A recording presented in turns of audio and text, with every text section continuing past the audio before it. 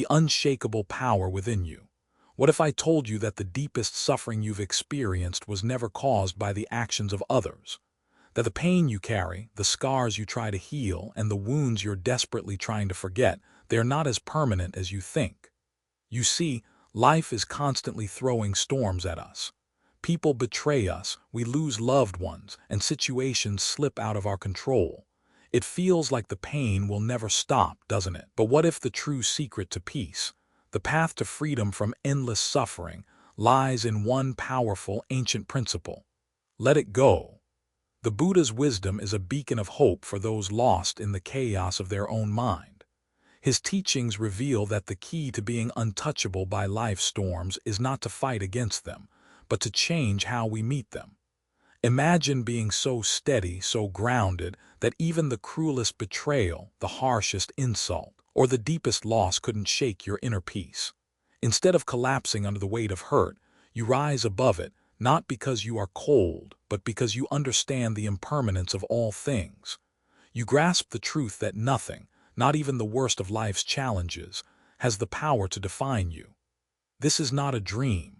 This is a reality waiting for you to unlock. Imagine finding peace not by avoiding life's inevitable storms, but by learning to stand unshaken through them. And it begins with understanding these 12 Buddhist principles that transform your life forever. These principles offer a blueprint to master your inner weather so that no one and nothing can ever hurt you again. You are not powerless. You are unbreakable. But the real question is, are you ready to master your mind, your heart, and your soul? Are you ready to uncover the profound peace that comes from letting go, from releasing the grip of your pain, and from finally setting yourself free? If you're ready to find that peace, to step into your power and live untouchable by life's storms, then you must watch until the end of this video. These principles will change everything. Don't forget to subscribe to Buddhism in every moment.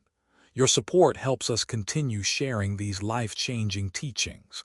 Let's walk this transformative path together, one moment at a time. Part 1. The wisdom of letting go, embracing the impermanence of life. There's a quiet wisdom embedded deep within Buddhist teachings. Pain is temporary, but suffering is optional. The human experience is laced with moments of pain, both physical and emotional. A loss, a heartbreak, a betrayal, all these moments sting, and they hurt in ways that feel as if they will never heal. But the wisdom of Buddhism offers something far more profound than just managing these moments. It teaches us to understand that pain in all its forms is impermanent. It passes, but only if we allow it to. In life, we are often told that pain is something to be avoided, something to fight against. From a young age, we are conditioned to resist discomfort, to suppress our emotions, and to ignore the fleeting nature of pain. We want to feel happy and content all the time, believing that anything less than that is an anomaly, a failure. But the truth is much deeper. Life, by its very nature, is full of change. We will experience moments of joy and sorrow, success and failure, peace and chaos. The key to navigating this inevitable ebb and flow lies in our ability to embrace the impermanence of life. Buddhism teaches that everything, every moment, every feeling, every relationship is transient. The seasons change, people grow, and situations evolve. Even the most intense emotions we feel today will shift tomorrow. The storm of grief may feel all-consuming when it hits, but with time, the skies will clear. The wound may leave a scar, but the pain itself will fade, as long as we don't cling to it. This is the essence of the Buddha's teachings on impermanence, the understanding that nothing, not even our pain, stays the same forever. The first step in this wisdom is accepting that pain is a natural response to life's inevitable changes. It is human to feel hurt when things go wrong, when people let us down, or when we face the loss of something dear. But here's the profound truth. Suffering doesn't come from the pain itself. It comes from how long we hold on to it. When we experience emotional pain, whether it's from a failure, a loss, or a disappointment, it's natural to react. But suffering arises when we attach to that pain, when we carry it with us long after the event itself has passed. We allow the past to define our present, and we let these unresolved feelings shape our future. Think about a time when you were deeply hurt, perhaps by a breakup, a harsh criticism, or a failure. In the immediate aftermath, the pain felt sharp, real, and all-consuming. But what happens after? Do we let the pain pass? Or do we hold on to it, replaying the incident over and over in our minds, feeding the suffering with each retelling? The more we replay the pain, the stronger it becomes, until it becomes a part of who we are, embedded into the very fabric of our identity. Here's the essential Buddhist insight. Pain, in its purest form, is like a guest that visits our lives. It arrives, it stays for a while, but it will eventually leave as long as we don't invite it to stay permanently. Our attachment to it, however, gives it the power to linger much longer than it was ever meant to. By holding onto past pain, we keep ourselves trapped in a cycle of suffering that we don't need to endure. This attachment is a choice, not an inevitability. Real-life application, detaching from the past. One of the most profound practices Buddhism offers is the cultivation of mindfulness, a tool for observing our thoughts and emotions without identifying with them. Instead of letting emotions dictate our behavior, mindfulness allows us to step back, observe them, and choose how to respond. This practice helps us detach from the stories we tell ourselves about past pain, so we can stop feeding it. Journaling is one of the most accessible ways to cultivate this practice. Take a moment to reflect on a painful experience you've had in the past. Write about the feelings you experienced at the time, the anger, the hurt, the confusion. But after that, write about what you learned from the experience. How did it shape you? How did you grow from it? This exercise helps create space between you and the pain, allowing you to see it not as a defining event, but as one chapter in the much greater story of your life. Another powerful technique is meditation, sitting quietly and observing the ebb and flow of your thoughts and emotions without judgment. Each thought that arises is like a passing cloud in the sky. It may be dark and heavy, but it will eventually pass. You are not the thought, you are the sky. This practice teaches us to release our attachment to the stories that cause us suffering, allowing us to experience life in a more peaceful and detached way. Fresh perspective, letting go through journaling and reflection. Letting go isn't just about ignoring pain or pretending it doesn't exist. It's about acknowledging that the pain, while real, does not have to define us. Through mindful journaling, you can release the grip that past suffering has on your life. Each time you sit down to write, you are taking back your power. You are choosing to focus on the present, not the past, and to embrace the impermanence of everything that comes your way. Additionally, reflection practices can help release emotional baggage. Reflect on the last time you were hurt. What did you learn from it? How has that pain made you stronger, wiser, or more compassionate? By reframing the pain in this way, you free yourself from the emotional weight it once held over you. You stop seeing yourself as a victim of the past and start seeing yourself as someone who has navigated hardship and come out on the other side. This shift in perspective is the first step toward true freedom. As you begin to let go of the pain that no longer serves you, you'll notice something remarkable happening. You'll feel lighter. You'll stop being tethered to the past and start embracing the present with a newfound sense of peace. You'll stop reacting to life with fear and resistance, and you'll begin to flow with it, accepting each moment as it comes. The wisdom of letting go is not just about releasing pain. It's about releasing control over people, situations, and outcomes. When we let go of the need to control every aspect of our lives, we allow ourselves to experience life as it truly is, fluid, ever-changing, and unpredictable. This acceptance of impermanence is the gateway to peace. The freedom from suffering lies in our ability to detach from the past, to release the pain that no longer serves us, and to embrace the impermanence of all things. When we practice the wisdom of letting go, we stop living in fear of loss, and we start living fully in the present. The beauty of life is in its ever-changing nature. It is this very change that makes life so precious.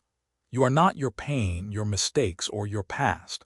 You are the awareness behind it all, and that awareness is free, unshakable, and infinite. When you embrace the wisdom of letting go, you begin to live a life that is free from the chains of past suffering. And in that freedom, you discover peace. If you're ready to begin this journey of self-discovery and liberation, subscribe to Buddhism in every moment today. Your support helps us continue creating these transformative teachings so we can walk this path together. Part 2. Cultivating the steadiness of the mind. Life's storms are inevitable. We've all faced them, moments of unexpected change, stress, disappointment, or conflict. There are times when the world feels like it's spinning out of control, and we can easily feel like we're at the mercy of external circumstances. Whether it's an argument with a loved one, a difficult situation at work, or simply the weight of daily struggles, it's easy to let these challenges dictate our emotions. But what if I told you that there's a way to remain steady, unshaken, and at peace in the midst of it all? The Buddha's teachings offer profound wisdom on cultivating an unshakable mind, a mind that remains calm even in the most turbulent of circumstances. The key lies in a practice known as equanimity, the ability to maintain mental and emotional balance regardless of external situations. It's about finding peace not by avoiding life's inevitable challenges, but by changing how we meet them. When we cultivate equanimity, we learn that our internal peace does not need to be dependent on the chaos around us. Instead, we find a steady center within ourselves, a place of clarity and calm, no matter how stormy life may become. The essence of equanimity is balance. It's the balance between acceptance and awareness, between engaging with life fully and yet remaining unattached to its outcomes. The practice is not about detachment in the sense of indifference. It's about engaging with life while maintaining a sense of inner stability.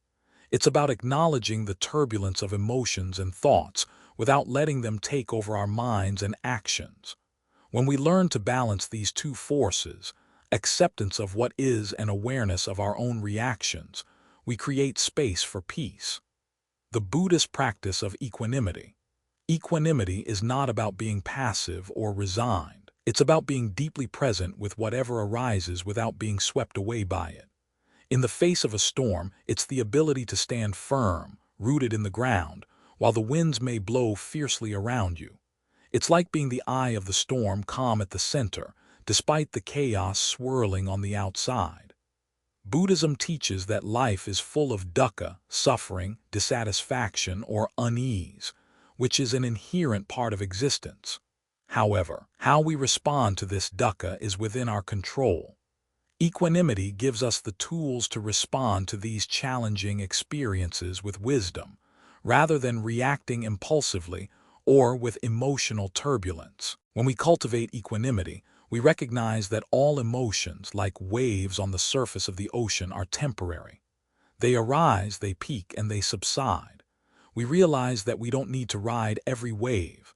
We can choose to observe it, understand its nature, and let it pass. This perspective allows us to avoid being overwhelmed by intense emotions like anger, fear, or frustration. How emotional turbulence is inevitable, but can be weathered with clarity. Emotional turbulence is a part of being human. It is impossible to live a life free from emotional highs and lows. In fact, these fluctuations are what make us human. They make us feel, they give us depth, and they allow us to experience life in its fullest form. However, while emotional turbulence is inevitable, suffering is not. Suffering arises not from emotions themselves, but from our reaction to them. When we react with judgment or resistance, we compound the initial emotional reaction and turn it into prolonged suffering. For instance, consider a difficult situation at work. Maybe your boss criticizes you in front of colleagues, or you're passed over for a promotion you've worked hard for. Initially, the emotion that arises may be anger, frustration, or disappointment. But if you allow yourself to dwell on these emotions, to replay the situation over and over in your mind, you risk prolonging the pain. You may begin to feel bitterness, resentment, or even anxiety about your future prospects. This is where equanimity comes in. Instead of getting caught in the emotional spiral, equanimity allows you to pause. It allows you to acknowledge the emotion. Yes, you are frustrated or disappointed or angry, without letting it dictate your actions. You might still feel those emotions, but you don't let them control you. By observing the emotion with awareness and acceptance, you create a gap between the initial response and your reaction. This gap gives you the space to choose your next steps, to respond from a place of clarity rather than reaction. Real-life application: staying calm in stressful situations. One of the most profound ways to practice equanimity is through everyday situations. While meditation and mindfulness can be powerful tools for cultivating inner balance, it's in the real-world challenges that we truly test and strengthen our ability to remain steady. Let's explore a few examples. Dealing with difficult colleagues. At work, we often find ourselves in situations where difficult people challenge our peace. Maybe a colleague undermines your efforts, takes credit for your work, or simply behaves in a way that triggers you. In such moments, it's easy to react, to lash out in frustration, to internalize the negative behavior, or to stew in resentment. But equanimity teaches us that we don't need to respond with emotional intensity. Instead, we can observe our feelings, acknowledge the injustice or frustration, but choose not to let them define our actions. For example, if a colleague takes credit for your work, instead of reacting with anger or defensiveness, equanimity allows you to assess the situation with clarity. Perhaps you take a deep breath and simply respond in a calm, collected manner. Or you may choose to let it go entirely, recognizing that the situation does not need to disturb your peace. By practicing equanimity, you stop the cycle of emotional escalation and create a space where you can act from a place of inner strength. Handling family conflicts. Family relationships are often the most emotionally charged. The dynamics of love, expectations, and past grievances can make family interactions particularly challenging. Equanimity teaches us that even in the most difficult of family situations, we can remain anchored in our peace. Imagine a heated argument with a family member. Perhaps they criticize you, or a disagreement escalates into a full-blown conflict. Without equanimity, the natural response might be to react, to defend yourself, to get angry, or to say things you don't mean. But by practicing equanimity, you can choose a different path. You can pause, breathe, and remind yourself that the emotional storm is temporary. You can acknowledge the anger or hurt, but rather than feeding it, you can choose to respond with patience and understanding. This doesn't mean suppressing your emotions, but rather recognizing them without becoming consumed by them. It means responding with awareness, not from a place of reactivity. By doing so, you preserve your own peace, and you engage in a way that fosters understanding and resolution, rather than fueling conflict. Fresh perspective. Developing a daily equanimity practice. To cultivate equanimity, it's essential to make it a part of your daily life. This isn't a one-time practice. It's something that requires consistent attention and effort. One simple way to integrate equanimity into your day is by practicing mindfulness in real-world situations. Start by noticing moments when you feel yourself becoming reactive, when your emotions begin to rise in response to a difficult situation. Instead of allowing yourself to get swept up in the emotional tide, take a deep breath and observe the emotion. Acknowledge it, but do not attach to it. Let the emotion pass through you without letting it control you. With practice, you'll find that these moments become less frequent, and when they do arise, you're better equipped to respond with calm and clarity. Another powerful tool is to develop a daily meditation practice focused on equanimity. You can begin by sitting quietly for a few minutes each morning, focusing on your breath and observing your thoughts without judgment. Over time, this practice helps you develop a steady mind that remains balanced and peaceful in the face of life's challenges. Equanimity is not about perfection. It's about progress.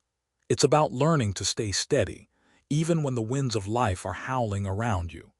It's about choosing peace in every moment, not as a destination, but as a way of being. And with each moment you choose equanimity, you strengthen your ability to weather the storms of life with grace and clarity. The storms of life will come, they always do. But with equanimity, you have the power to remain steady, grounded, and peaceful, no matter what chaos surrounds you.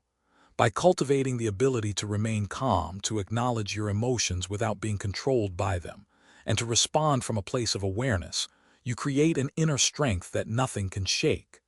You become unshaken, unbroken, and at peace, no matter what life throws your way. Through practice and dedication, you can transform your experience of life from one of reactivity and suffering to one of steady, unwavering peace. And in doing so, you will discover that the greatest power you hold is the ability to remain steady within, no matter the external chaos. Part 3. The freedom of non-attachment, love without chains. Love is the most beautiful and powerful force in the world. It has the ability to heal wounds, uplift spirits, and transform lives. But as we open our hearts to others, we often find ourselves facing a deep, unspoken fear. The fear of losing the ones we love. Whether it's a partner, a friend, or a family member, there's a natural tendency to cling to the people we care about, to want to control or possess them in some way. It feels almost instinctual to protect the ones we love, to hold on tight, to ensure they don't slip away. Yet in trying to hold on, we often find that we are actually binding ourselves and them to expectations, anxieties, and a fear of loss that can suffocate the very love we cherish. Buddhism teaches us a radical yet liberating truth. Attachment is the root of suffering. This doesn't mean that love itself is the cause of suffering, but rather our attachment to outcomes, to permanence, and to control. When we attach ourselves to something, whether it's a relationship, an object, or an idea, we are unknowingly setting ourselves up for heartache. Love, in its purest form, is meant to flow freely, without chains, without expectations, and without the need for control. The key to experiencing love in its truest, most expansive form lies in understanding non-attachment, understanding attachment and how it creates vulnerability. At its core, attachment is the desire to hold on to something or someone, to make it a permanent part of our lives. It's an emotional tie that we create, often with the belief that this attachment will provide us with safety, security, and fulfillment. But attachment is based on a misunderstanding, the idea that we can control the impermanent nature of life. The truth is that nothing in life is permanent, and that includes people, relationships, and even emotions. When we attach ourselves to the idea of permanence, we create vulnerability. Attachment, as Buddhism teaches, leads to suffering because it binds us to an illusion of control. We begin to believe that the love we experience must be maintained at all costs, that it must fit within certain boundaries or expectations. When these expectations are not met, we suffer. And even when everything seems perfect, the fear of losing what we have can create anxiety and unrest. We become dependent on the external, looking for security in things or people that we cannot control, and this dependency weakens us. The key to understanding attachment is recognizing that it's not love itself that causes pain, but rather our attachment to it. By trying to control love, by expecting it to always remain the same, we're only setting ourselves up for disappointment. This attachment doesn't just bind us to fear of loss, but it also limits the true expression of love. Love, when free, is expansive and unconditional. But attachment, which comes from a place of fear, holds love in a cage. Loving deeply without attaching to the need for control or permanence. True love is not about possession, control, or fear. It's about freedom, the freedom to love without the need to control the other person, without the need to make the relationship permanent, without the need to fear the inevitable changes that come with life. Loving without attachment means allowing love to flow naturally, without imposing restrictions or expectations on it. This doesn't mean that we love less, or that we stop caring for those we love. Quite the opposite. Non-attachment allows us to love more deeply because it frees us from the fear of loss.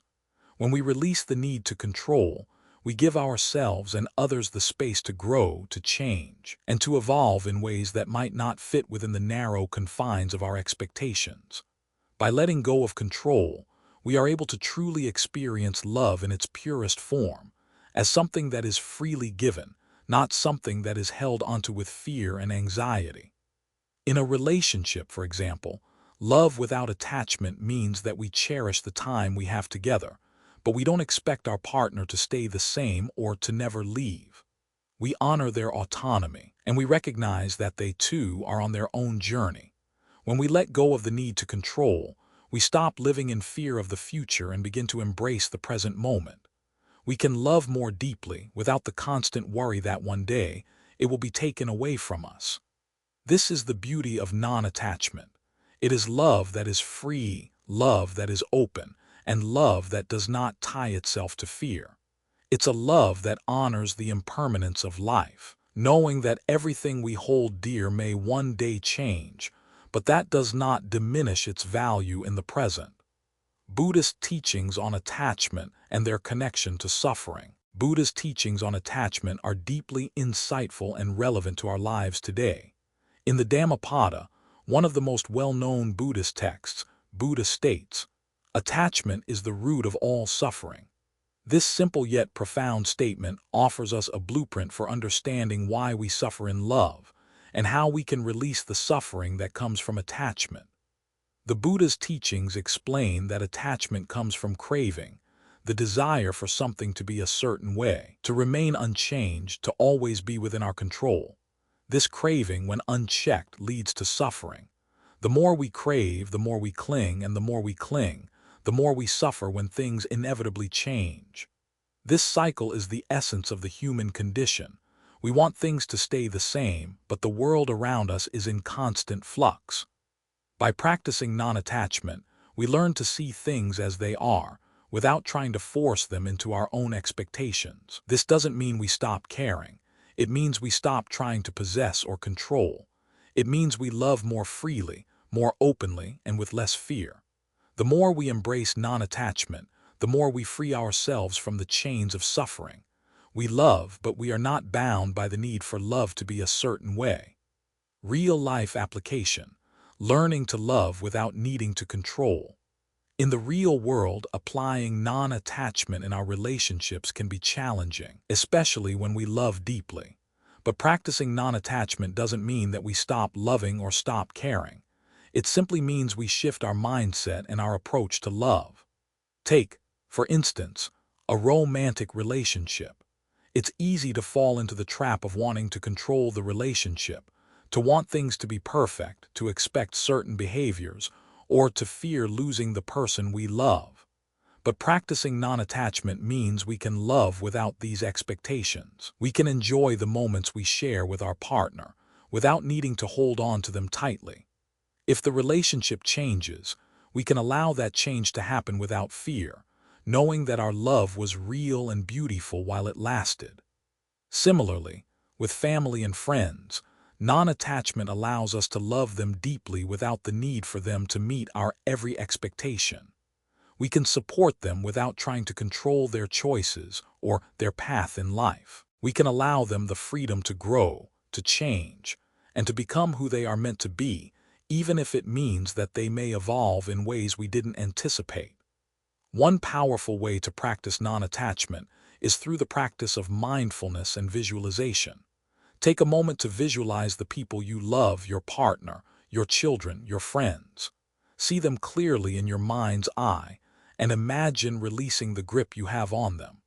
Imagine that instead of holding on tightly, you are letting them go, allowing them to live their lives freely. Visualize yourself loving them, but without the need to control their actions or outcomes. In this practice, you are training your mind to embrace love without attachment. Fresh perspective. Embracing love as a liberating force.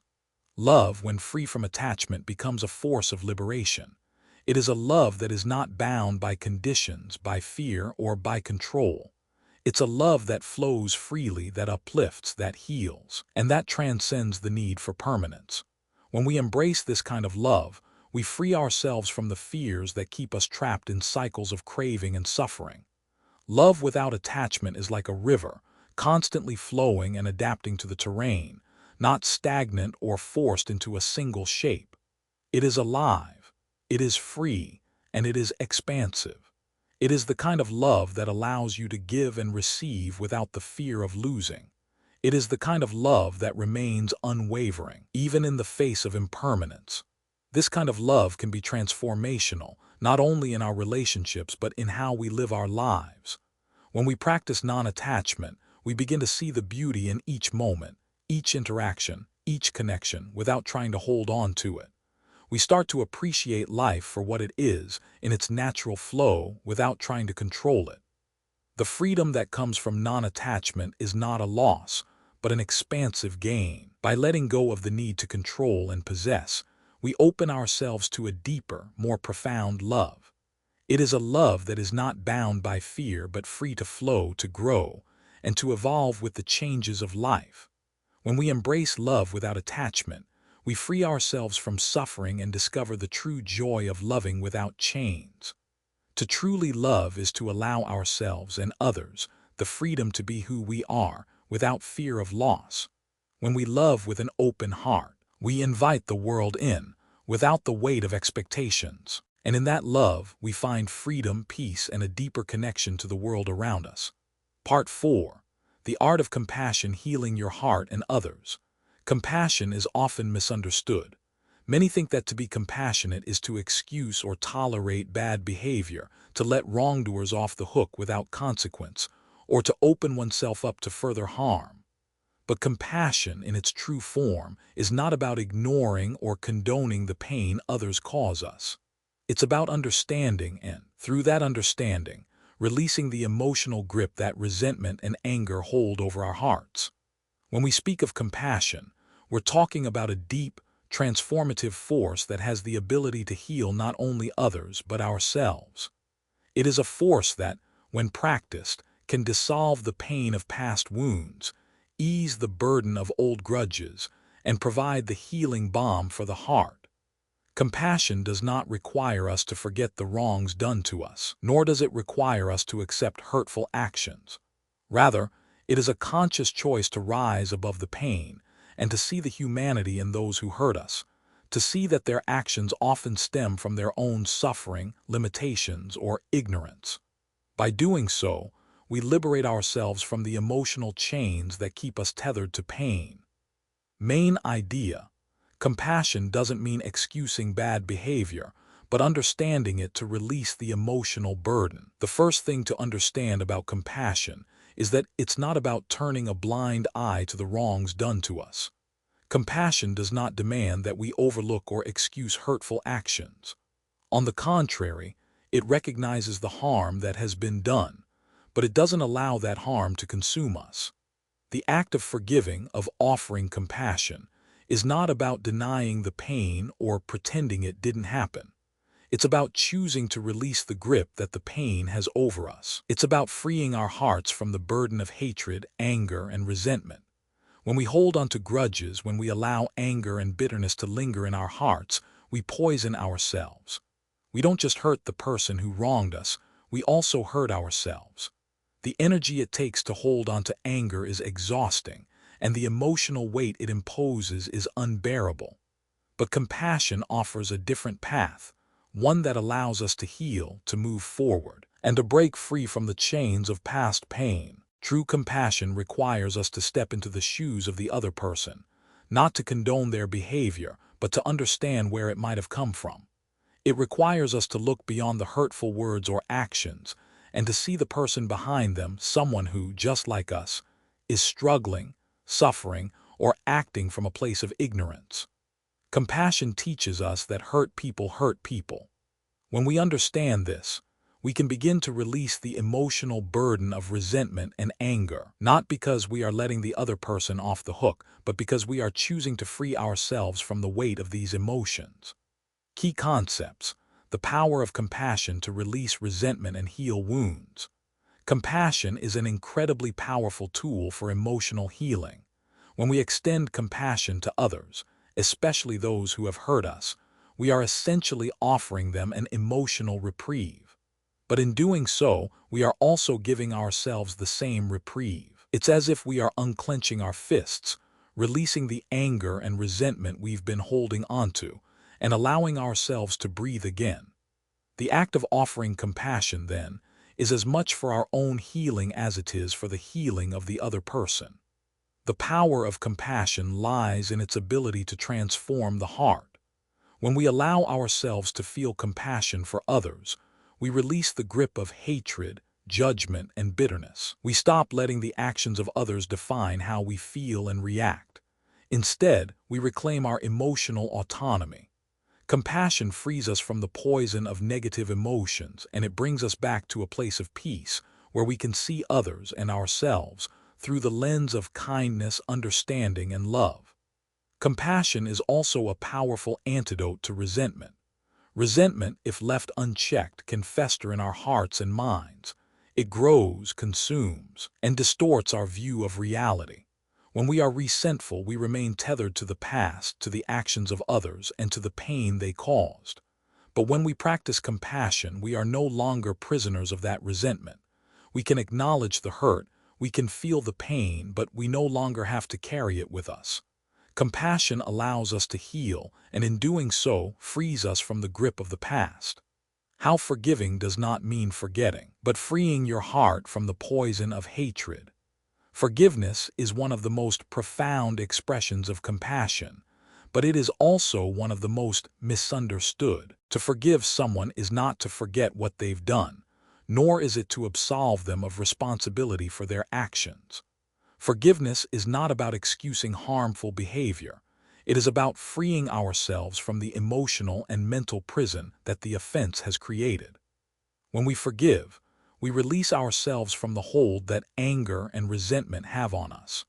We choose to no longer allow the actions of others to define how we feel or behave. It's important to understand that forgiveness does not mean condoning the wrongdoing or allowing it to happen again. It simply means that we are no longer going to let the past dictate our emotional future. Forgiveness is about letting go of the emotional weight of hatred and resentment. It's about choosing to release the chains that bind us to the past so that we can live freely in the present. In doing so, we free our hearts and our minds to experience peace, joy, and love once again. We stop carrying the burden of past wrongs, and in their place, we make room for healing and growth. Real-life application, mindful practices for developing compassion in everyday life. While compassion is a profound and transformative force, it requires practice. Just like any skill, it is something that can be cultivated and strengthened over time. There are many ways to integrate compassion into your daily life, and one of the most powerful tools is mindfulness. Mindfulness allows us to become more aware of our thoughts, feelings, and reactions in the present moment. Through this awareness, we can begin to choose compassion over judgment, understanding over anger. One of the most effective mindfulness practices for developing compassion is loving-kindness meditation. In loving-kindness meditation, we focus on sending thoughts of goodwill, love, and compassion to ourselves, to others, and even to those with whom we have conflict. This practice can help us cultivate a deep sense of empathy, compassion, and love for all beings, regardless of their actions. Another powerful practice is self-compassion. Many of us are quick to offer compassion to others, but we are far less kind to ourselves. Self-compassion involves treating ourselves with the same kindness, understanding, and patience that we would offer to a dear friend. It means accepting our imperfections, acknowledging our mistakes, and forgiving ourselves for our shortcomings. Self-compassion is the foundation for extending compassion to others. When we learn to be compassionate with ourselves, we can more easily extend that compassion to others, even when they've hurt us. Fresh perspective, writing letters of forgiveness you may never send. One powerful and sometimes deeply cathartic activity for processing past pain and embracing compassion is writing letters of forgiveness, letters that you may never send. This practice allows you to express the feelings you've been holding inside, and it provides an opportunity to release the emotional burden of resentment. Writing the letter is a form of self-therapy. It allows you to express your hurt, your anger, and your pain in a safe and private way. But the real power of this practice comes in the final act, choosing to let the letter go. Whether you choose to burn it, bury it, or simply throw it away, this act symbolizes your decision to release the hold that the past has over you. It is an act of letting go, an act of compassion for yourself. By practicing this exercise, you give yourself permission to move forward. You free yourself from the emotional chains of the past, and in doing so, you create space for new love, new healing, and new possibilities. You choose to release the past and embrace the present, not as a victim of what happened, but as a person who has chosen to heal and to live with an open heart. Compassion is the key to healing. It is the key to letting go of resentment, to freeing ourselves from the emotional burdens of the past, and to creating space for love and peace in our lives.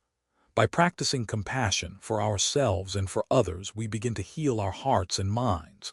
We release the chains of anger, hatred, and fear, and we allow ourselves to experience life with a sense of lightness and freedom. Compassion is not a one-time act. It is a way of being. It is a mindset, a heart set, that we cultivate each day. And through this practice, we transform not only ourselves but the world around us. We become agents of healing, of love, and of peace. And through our compassion, we inspire others to do the same. Part 5. Protecting your peace, creating boundaries for inner calm. In today's fast-paced, ever-changing world, where we are constantly bombarded by noise, distractions, and external pressures, our inner peace often feels fragile. It's as though we are living in a constant state of flux, with no time to simply be still and grounded. Yet the one thing that we must safeguard above all else is our inner peace, for it is the foundation of our well-being, the anchor in the storm of life. Without peace, we are adrift, vulnerable to the whims of others and the chaos of the world. But with it, we become unshakable. Think of your inner peace as a sacred temple. It is a space that needs protection, a sanctuary where you can retreat, breathe, and reconnect with your true self. Just as you would protect a physical sanctuary from harm, it is equally important to protect your inner peace from external disturbances.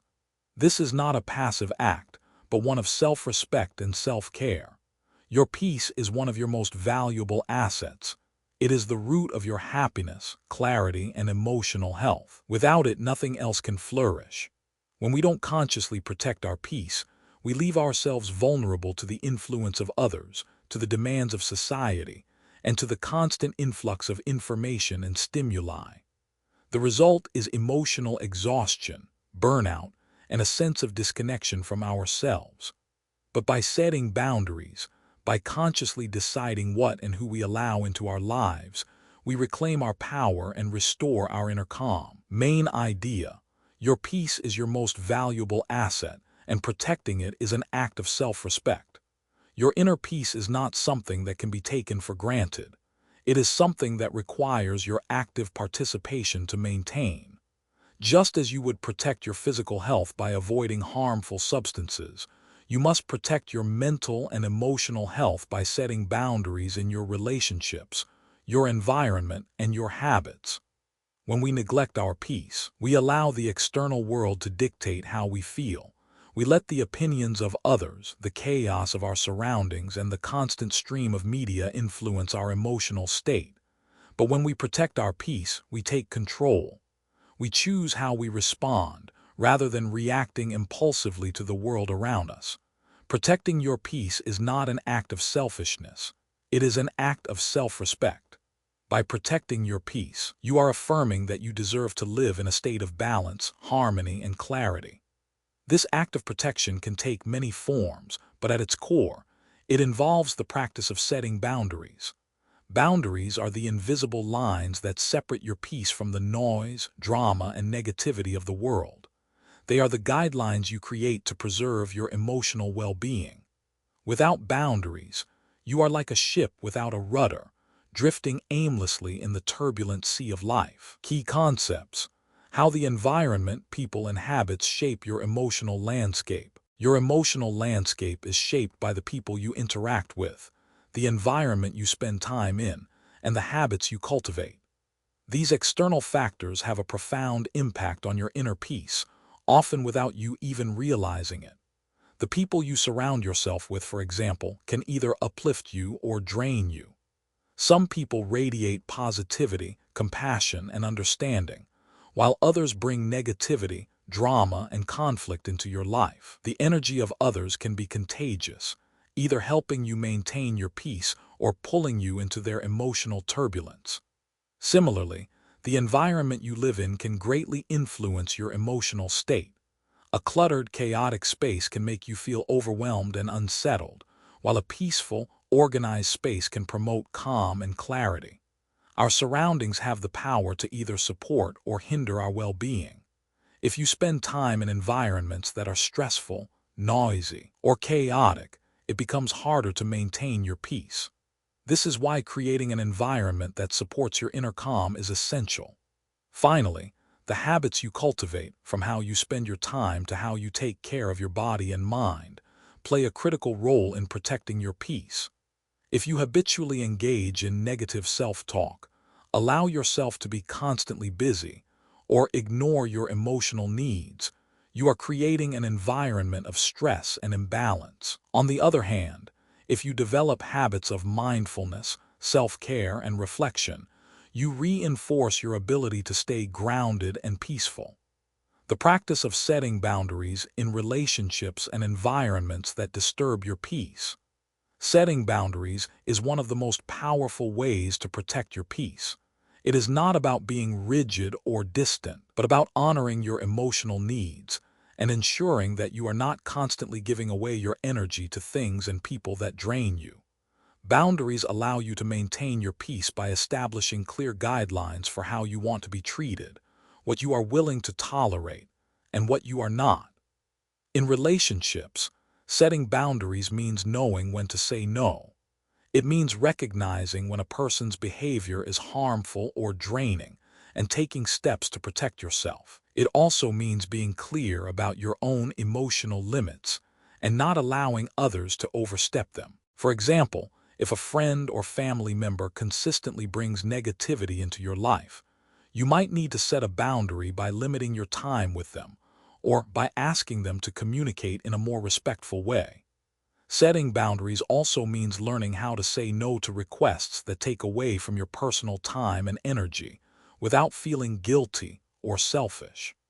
In your environment, setting boundaries means creating a space that nurtures your peace. It means removing clutter, creating quiet areas for reflection, and surrounding yourself with things that inspire calm and clarity. If your home or workspace is filled with distractions, negativity, or chaos, it will be much harder to find peace. By consciously choosing the environments you spend time in and curating your surroundings, you can create a sanctuary that supports your well-being. Real-life application. Techniques for recognizing when to disengage from toxic conversations and environments to protect your mental well-being. One of the most practical ways to protect your peace is by learning to disengage from toxic conversations and environments.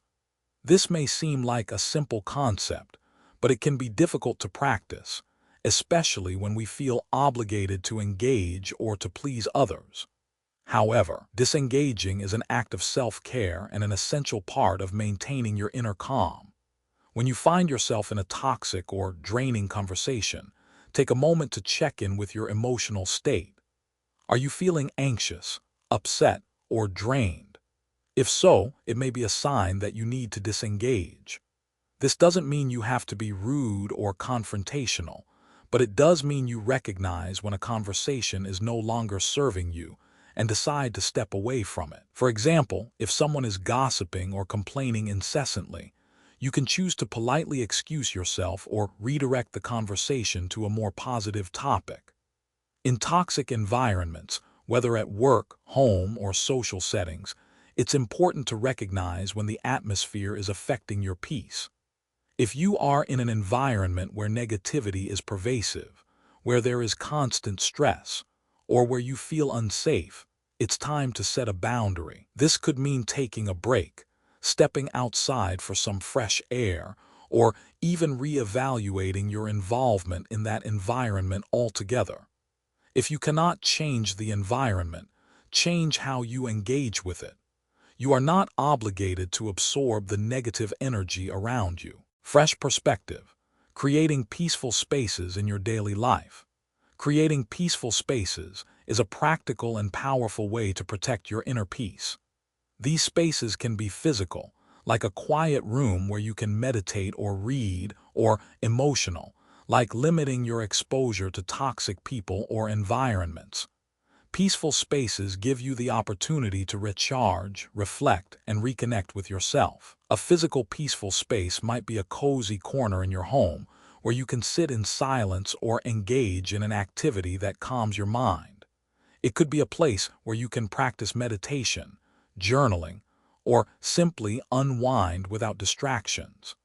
The key is to make this space sacred, a place where you can feel grounded and centered.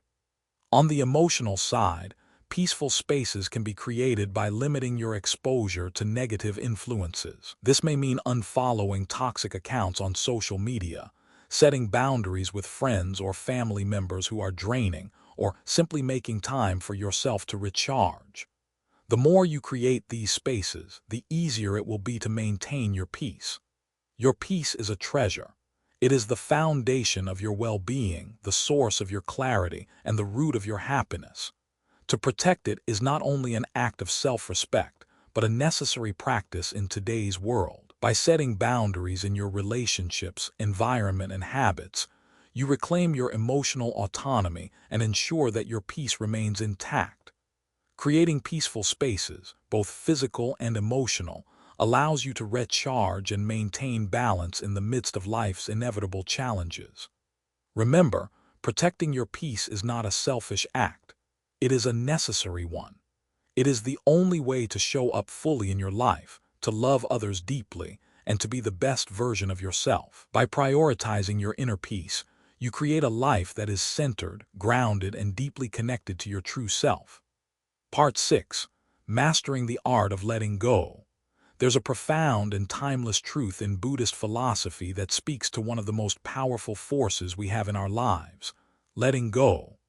It's a principle that goes against much of what we are taught, that we should hold on to things, cling to people, and accumulate possessions as symbols of success and security. But the Buddha offers a radically different perspective. Clinging, in all its forms, only leads to suffering. To truly find peace and freedom, we must learn the art of letting go. Letting go is not a passive act. It's a liberating and transformative practice that opens up space in our lives for new opportunities, growth, and profound inner peace. At the heart of this teaching is the recognition that everything in life is impermanent. People, possessions, even our own identities, all are in constant flux. Nothing stays the same forever. So why, then, do we continue to cling to these things as if they are eternal? Why do we fight against the natural flow of life, resisting change and holding on to what we fear losing? The truth is that the more we cling, the more we suffer. It's only by letting go that we make space for a deeper, more lasting peace. Main idea: clinging to people, possessions, and identities only leads to suffering. We live in a world that encourages attachment. We are told that success means accumulating wealth, that our worth is tied to our possessions, and that our identities are defined by the roles we play. But the Buddha's teachings challenge this conventional view, reminding us that attachment is the root of suffering. The more tightly we cling to people, things, and even ideas about who we are, the more we set ourselves up for disappointment, frustration, and heartache. At its core, attachment comes from a deep desire for permanence in an impermanent world. We want things to stay the same, to feel secure in our relationships, our jobs, and our possessions. But the reality is that life is constantly changing, and nothing, not our loved ones, not our careers, not even our bodies, remains the same forever. When we try to cling to what is naturally fleeting, we create tension, resistance, and suffering within ourselves. Take, for example, the attachment to a person. We love someone deeply, and the natural instinct is to want to hold on to them, to make sure they are always with us, to keep them from ever changing or leaving. But this attachment creates a fear of loss, an anxiety about the future, and a suffocating need for control. We stop seeing the person as they are and start seeing them as a possession, something we need in order to feel secure. This kind of attachment can distort love into dependency, making it fragile and ultimately unsustainable. The same applies to possessions. We live in a consumer-driven society where more is always better. We accumulate material things, believing that they will bring us happiness, security, or status. But possessions, like people, are transient. They can be lost, damaged, or stolen. When we base our sense of self-worth on what we own, we set ourselves up for disappointment. Nothing we possess can ever provide lasting happiness, because the very nature of possessions is impermanent. When we let go of the need to hold on to things, we free ourselves from the cycle of desire and dissatisfaction that keeps us chasing after more. And perhaps most insidiously, we cling to our own identities. We define ourselves by our roles, our jobs, our achievements, and our past experiences. We form rigid ideas about who we are and how we should behave, and we try to protect those identities at all costs. But this attachment to identity prevents us from growing and evolving. We limit ourselves by holding on to old beliefs about who we think we are, even when those beliefs no longer serve us. True freedom comes when we let go of these limiting identities and allow ourselves to simply be. The destructive power of clinging and how it keeps us trapped in emotional cycles. Clinging is a form of mental and emotional grasping, and it creates powerful cycles of suffering. When we cling to something, we create an attachment that doesn't just stay in the present moment. It sends ripples through our minds, constantly pulling us back to that attachment, reminding us of what we have, what we fear losing, or what we can't control. This constant cycle of longing and fear traps us in emotional patterns that prevent us from experiencing true peace. For example, consider the emotional roller coaster of unrequited love. When we become attached to someone, our happiness becomes dependent on their attention, affection, or approval. If they reciprocate our feelings, we experience joy, but if they don't, we fall into despair. This emotional cycle is exhausting, and it repeats itself over and over again in different forms. Clinging to someone or something gives rise to intense emotional highs and lows, creating instability and inner turmoil. Similarly, the attachment to the past keeps us stuck in old emotional patterns. We ruminate over past mistakes, missed opportunities, and unresolved conflicts, unable to move forward. We relive old pain, rehash old grievances, and replay old stories in our minds. By clinging to the past, we prevent ourselves from living fully in the present. We are trapped in a cycle of emotional reactivity, constantly pulled back to the wounds we refuse to heal. Even our attachment to the future can create emotional turmoil. We become anxious and fearful about what might happen, projecting our worries into the unknown. We try to control outcomes, create plans, and secure a future that is as predictable as possible. But life, by its nature, is uncertain, and the more we try to control it, the more we invite stress and anxiety into our lives. The destructive power of clinging is that it keeps us stuck in these emotional cycles, unable to break free. It ties our peace to things we cannot control and prevents us from experiencing true freedom. How letting go creates space for growth and new opportunities. Letting go is not about giving up or resigning ourselves to fate. It's about creating space for new opportunities, for growth, and for change. When we let go of the things we are clinging to, we release the hold that they have on us, and we create room for something new. Letting go allows us to step into the present moment with an open heart and mind, ready to embrace whatever comes our way. In letting go, we free ourselves from the weight of past attachments, and we open ourselves up to new possibilities. We no longer base our happiness on the fleeting nature of external circumstances. Instead, we find joy in the present moment, independent of what we have or don't have. When we release the need to control, we create space for serendipity, for spontaneity, and for the magic of life to unfold. Consider how letting go can lead to personal growth.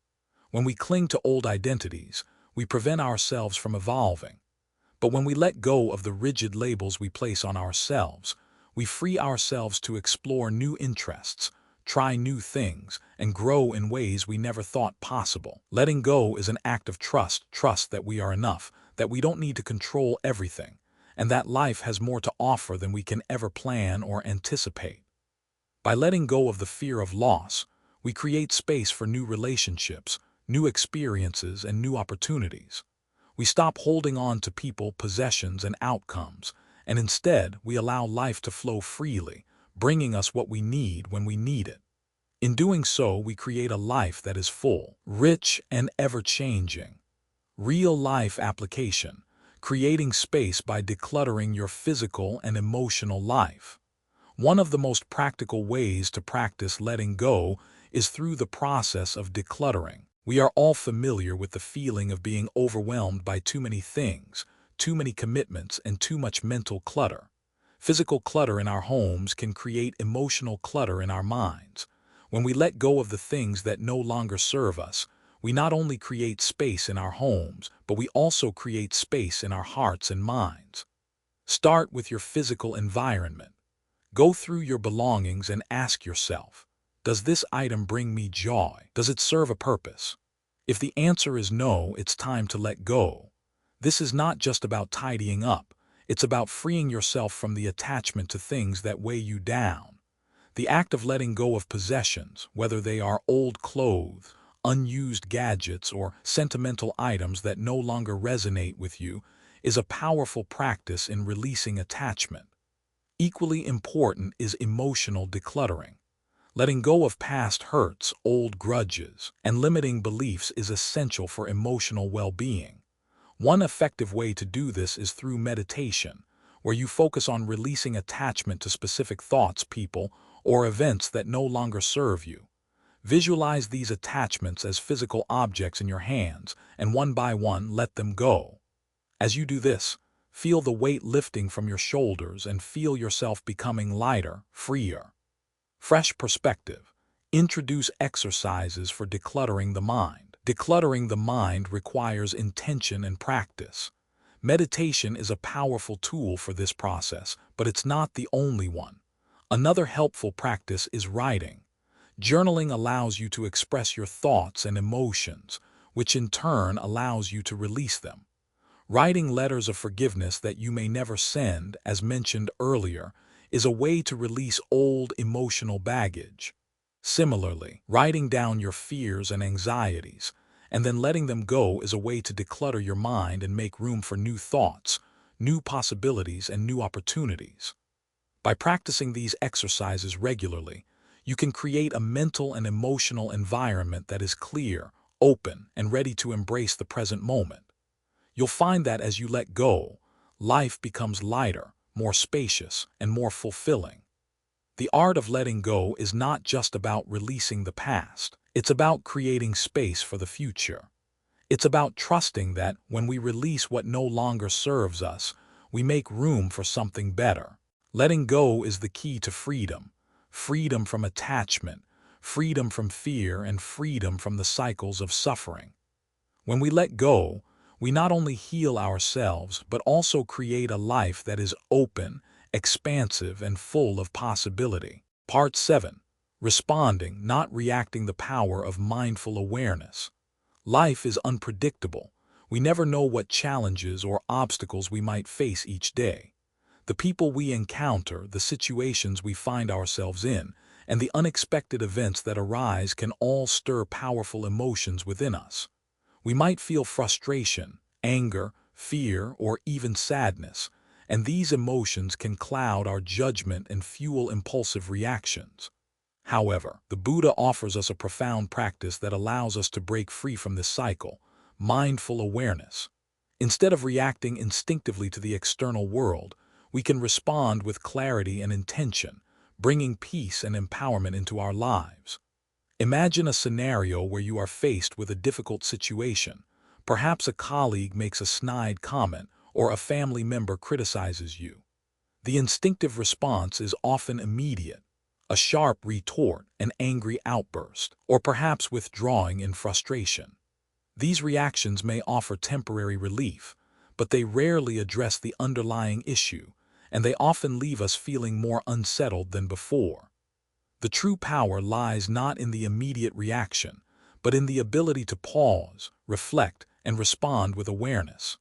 By doing so, we break free from the automatic emotional reactions that bind us and create space for a more thoughtful, peaceful, and empowering response. Mindfulness is the practice that helps us cultivate this ability to pause and reflect. Through mindfulness, we become aware of our thoughts, emotions, and physical sensations in the present moment without judgment. When we practice mindfulness, we can observe the impulses that arise within us, the anger, the frustration, the defensiveness, without being controlled by them. Instead of reacting impulsively, we respond with clarity, wisdom, and compassion. This shift from reaction to response is the key to achieving emotional freedom and creating a life of greater peace and empowerment. Main idea: being in control of your reactions and responding with awareness brings peace and empowerment. The ability to control your reactions is one of the most empowering skills you can cultivate. When we react without awareness, we are at the mercy of our emotions. We allow ourselves to be swept away by anger, frustration, or fear, and we often regret our impulsive actions afterward. Reacting impulsively can lead to conflict, misunderstanding, and the deepening of negative emotions. On the other hand, responding with mindfulness allows us to take a step back and act with intention, bringing peace to both ourselves and the situation at hand. Mindful response involves being fully present in the moment, acknowledging the emotions that arise, and choosing how to engage with them. It is about stepping out of the automatic cycle of reactivity and taking a conscious breath before responding. This moment of pause is where the power lies. It is in this pause that we can choose a response that aligns with our values, our intentions, and our deepest wisdom. When we respond mindfully, we create space between stimulus and reaction. We allow ourselves to fully process what is happening before we act. This gives us the power to choose how we want to show up in any given situation. Whether it's a heated argument, a stressful work deadline, or a personal challenge, responding with awareness allows us to remain calm, composed, and focused on the outcome we want to achieve. This ability to remain centered is not only peaceful but empowering, as it gives us control over our emotional state and our interactions with others. Key concepts: the difference between reactive behavior and mindful response. The key difference between reactive behavior and mindful response lies in how we engage with our emotions and the external world. Reactive behavior is automatic and often driven by unconscious emotional triggers. It is driven by a sense of urgency, the need to defend ourselves, or the desire to be right. Reactions come from a place of instinct, often without awareness of the bigger picture or the consequences of our actions. They are quick, impulsive, and typically based on fear, insecurity, or judgment. In contrast, a mindful response is intentional and rooted in awareness. It allows us to step back from the immediate emotional reaction and observe it without judgment. By practicing mindfulness, we create the space to acknowledge the emotions we are feeling, whether it's anger, hurt, or frustration, without letting those emotions dictate our actions. Instead of reacting from a place of fear or defensiveness, we respond from a place of clarity and wisdom, choosing how we want to engage based on our values, goals, and the overall situation. The key to mindful response is awareness. It is the ability to notice the emotional currents swirling within us without being swept away by them. It is the ability to recognize the urge to react, whether it's to lash out, withdraw, or defend, and consciously choose a different path. This practice allows us to act with intention, rather than being driven by emotional impulses. How mindfulness helps break automatic emotional reactions. Mindfulness helps us break free from the automatic emotional reactions that we've become conditioned to. When we practice mindfulness, we train our minds to observe the present moment without judgment, allowing us to fully experience our emotions without being controlled by them. We recognize that emotions are not facts. They are temporary, fleeting experiences that arise and pass away. Mindfulness allows us to create a space between the emotional trigger and our reaction. Instead of immediately reacting to a stressful situation or an upsetting comment, mindfulness encourages us to take a step back and breathe. This pause gives us the opportunity to process what is happening, to understand the root cause of our emotional reaction, and to choose how we want to respond. By breaking the cycle of automatic reactivity, we regain control over our emotions and our actions. Through mindfulness, we also become more attuned to the subtle shifts in our emotional state. We begin to recognize when we are becoming frustrated, angry, or defensive, and we can intervene before these emotions spiral out of control. This heightened awareness allows us to address the root causes of our emotions, whether it's a misunderstanding, a past wound, or a fear, and respond with greater clarity and compassion. Real-life application.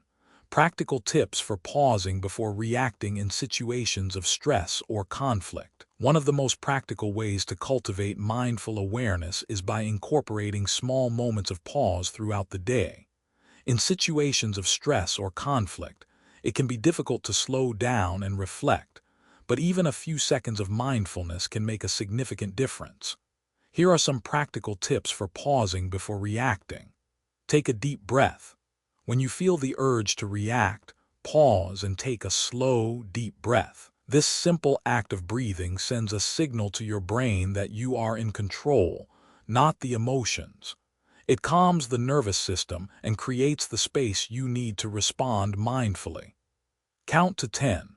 A classic technique for breaking the cycle of reactivity is counting to 10 before responding. This brief moment of pause allows you to step away from the immediate emotional surge and collect your thoughts.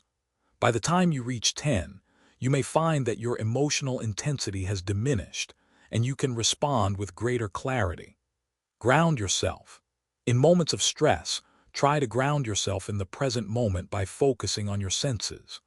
Notice the feel of your feet on the ground, the sensation of your breath moving in and out, or the sounds around you. Grounding techniques help shift your focus from the emotional reaction to the present moment. Practice self-compassion. When you feel triggered, remind yourself that it's okay to feel upset or frustrated. Instead of berating yourself for having strong emotions, practice self-compassion. Acknowledge the emotion with kindness and remind yourself that you are human. This simple act of compassion can help you create space for a more thoughtful response. Step away if needed.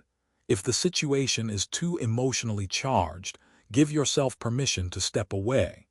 Taking a short break to gather your thoughts and calm down can prevent impulsive reactions and help you respond with greater clarity and control. Fresh perspective.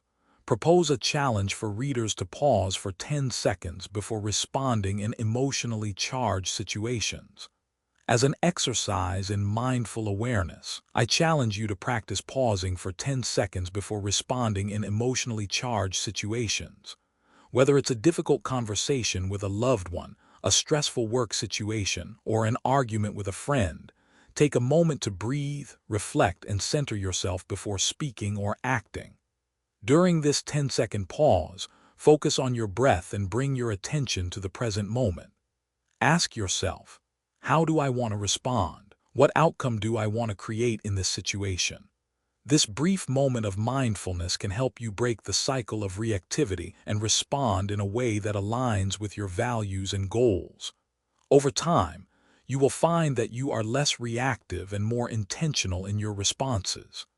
The power of responding, not reacting, is a skill that can transform your life. By practicing mindfulness, We break free from the automatic emotional reactions that often lead to regret and misunderstanding. We create space to respond with clarity, intention, and compassion, bringing peace and empowerment into every aspect of our lives. Through mindful awareness, we regain control over our emotions, creating a life of greater peace, balance, and fulfillment. Part 8. Recognizing your unshakable worth. There is a quiet truth within the teachings of Buddhism that has the power to change everything about how we view ourselves. Your worth is not something that can be given or taken away by others. It is inherent, unchanging, and unshakable. This simple yet profound concept holds the key to emotional freedom and inner peace. So often, we look outside ourselves for validation, seeking approval, recognition, and praise from others in order to feel good about who we are. But the Buddha reminds us that our value does not depend on anything external. It exists simply because we exist. When we internalize this truth, we become untouchable by the judgments of others, unaffected by the shifting winds of success and failure. We are free to stand firm in the knowledge of our intrinsic worth, and in doing so, we free ourselves from the chains of insecurity, comparison, and self-doubt. This is not to say that external feedback isn't valuable or meaningful. It's natural to seek connection, understanding, and affirmation from the people around us.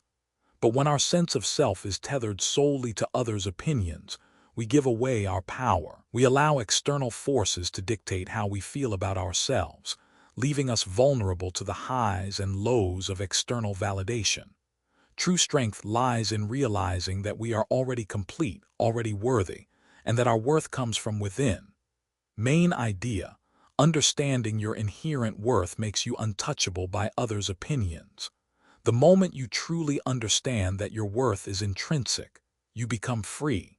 You no longer feel the need to prove yourself, to seek approval, or to conform to others' expectations. This is not a matter of arrogance, nor is it about dismissing feedback or growth. It is about standing in your truth, knowing that you are worthy simply because you exist.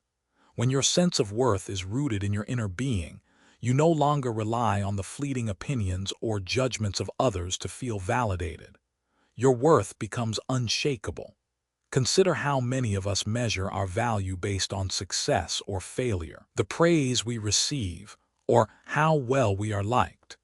It's easy to fall into the trap of equating success with worthiness, believing that the more we accomplish or the more approval we gain, the more valuable we become. This belief creates a dangerous cycle, where our self-worth fluctuates based on our achievements or how others perceive us. But the Buddha's teachings remind us that our worth is constant, regardless of what happens in the external world. True peace and empowerment come when we shift our focus from seeking validation to recognizing our inherent worth. When we stop measuring ourselves by external standards, we stop giving others the power to dictate how we feel about ourselves. We become anchored in our own value, which no success or failure can diminish.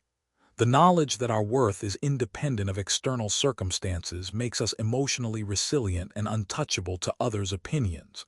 We are free to live authentically, without fear of judgment or rejection.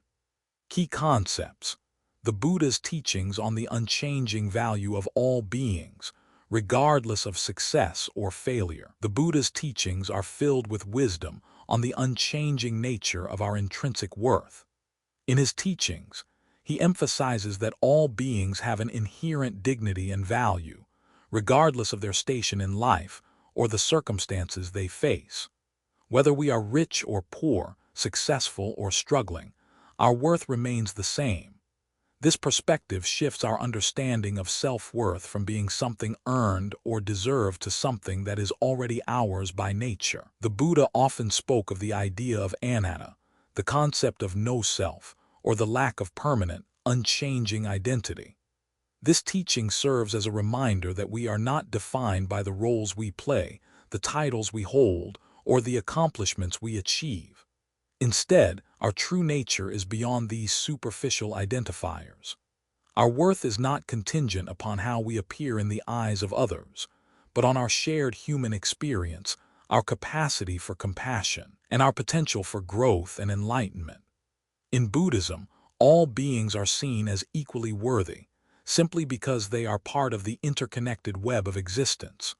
We are all expressions of life, all carrying the same intrinsic value, regardless of the paths we take or the successes we achieve.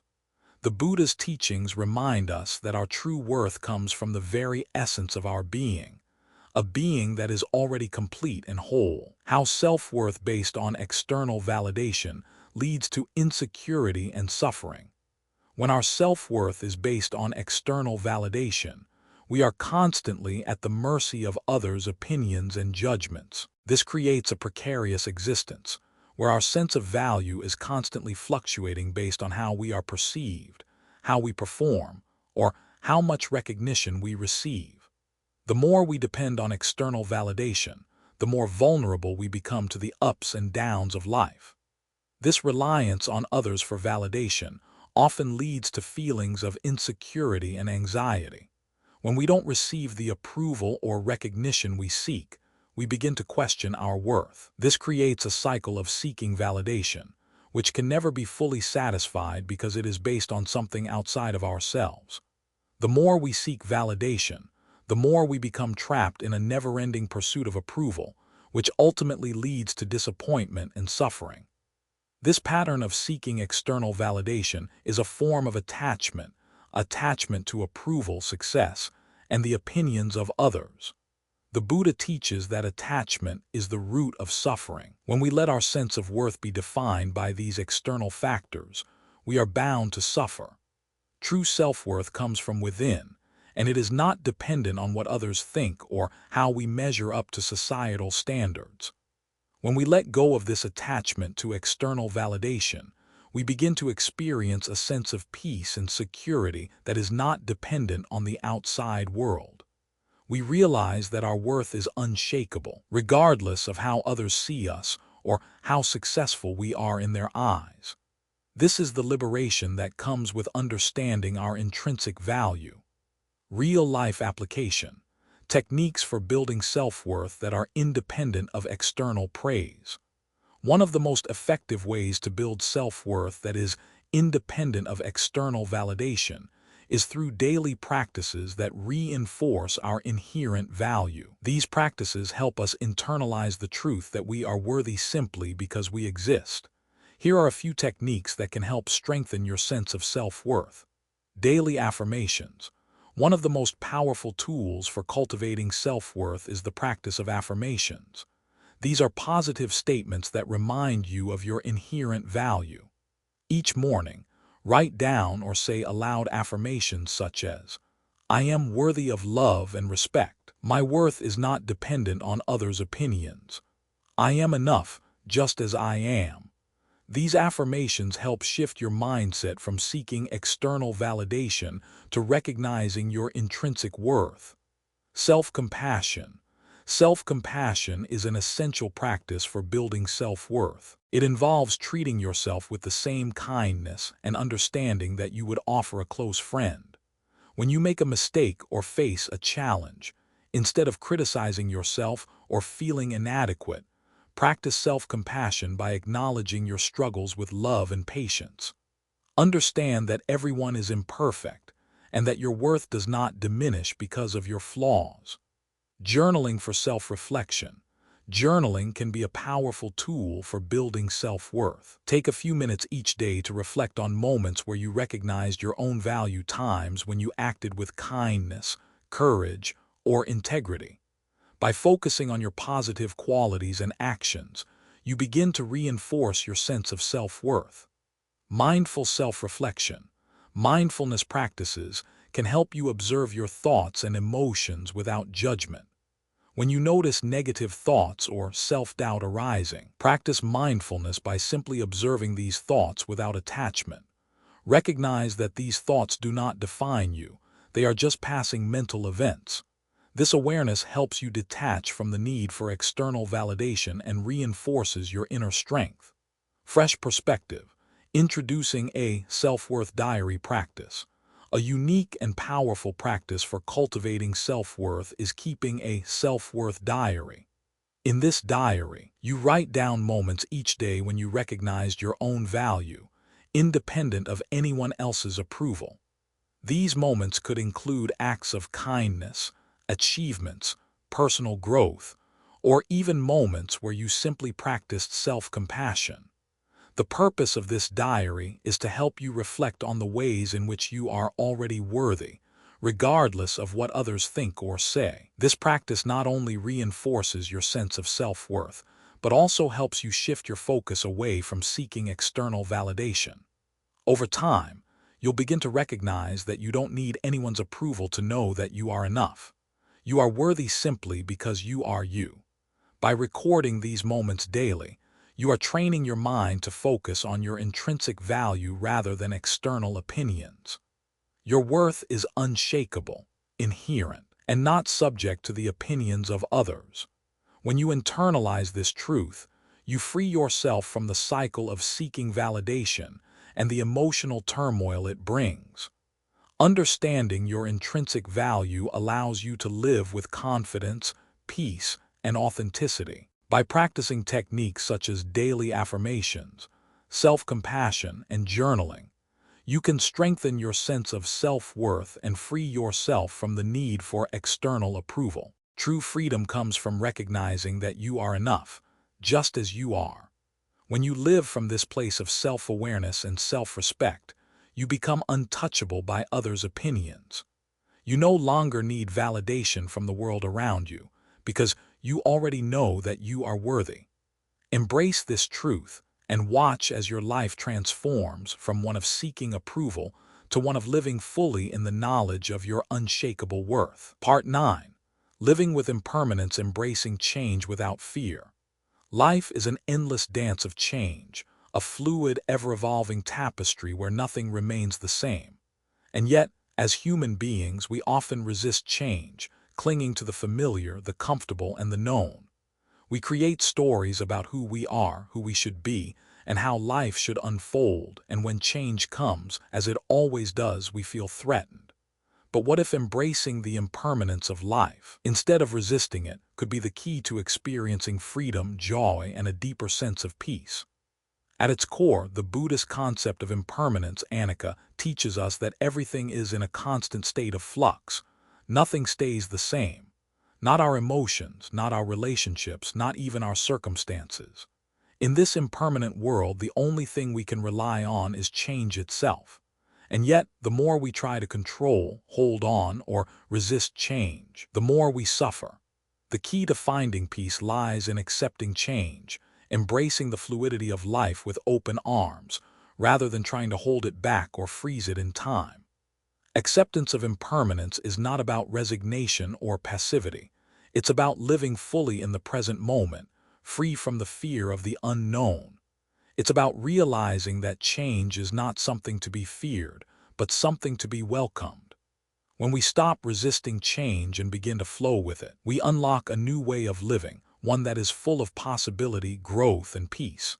Main idea: everything is in constant flux, and learning to embrace this can free you from fear and resistance. At the heart of the fear of change lies a desire for control. We crave certainty, stability, and predictability. We want to know that our relationships will last, our jobs will remain secure, and our health will stay intact.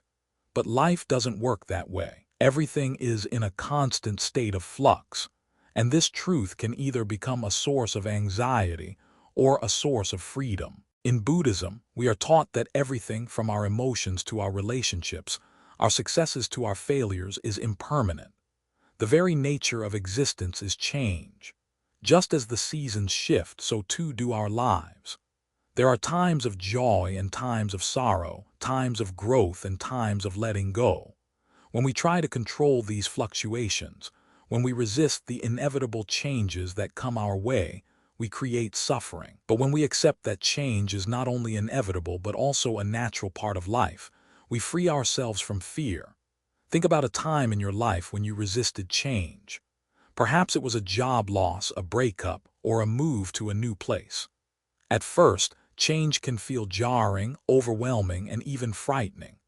But over time, you may have come to see that this change opened up new opportunities, new people, new perspectives, and new possibilities. By resisting change, we often close ourselves off to the potential that comes with it.